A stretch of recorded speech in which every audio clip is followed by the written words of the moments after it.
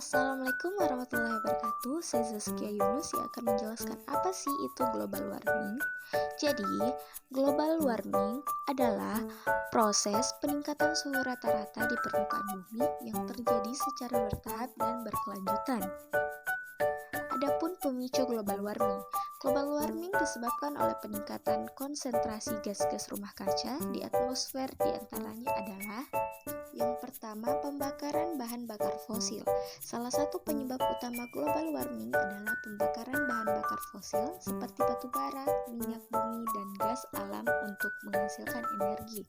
Proses ini menghasilkan emisi karbon dioksida atau CO2 yang signifikan ke atmosfer. Yang kedua adalah efek rumah kaca.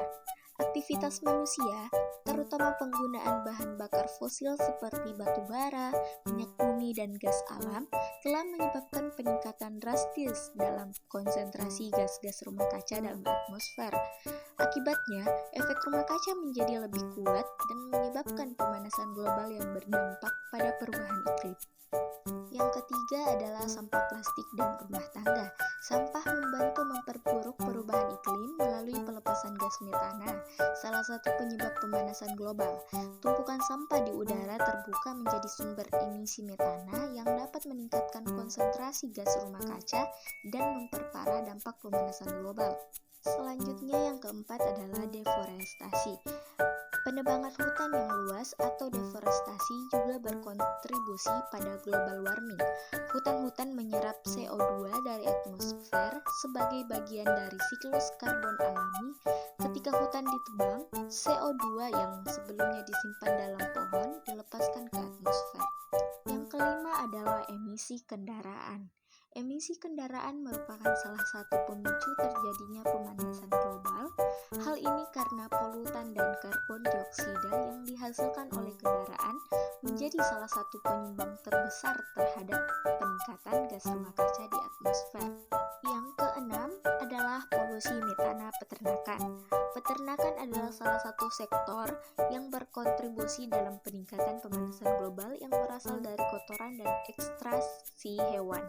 Sektor peternakan menyumbang gas metana, nitrogen oksida, karbon dioksida, dan amonia yang dapat menimbulkan hujan asap. Yang terakhir adalah CFC tidak terkontrol.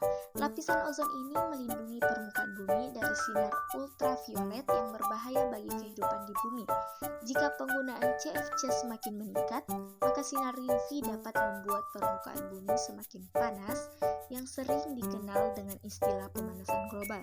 Adapun dampak pada lingkungan, yaitu bencana alam seperti banjir, kekeringan, badai, dan lain-lain, dan perubahan iklim ekstrim seperti hewan wafat dan kenaikan permukaan laut.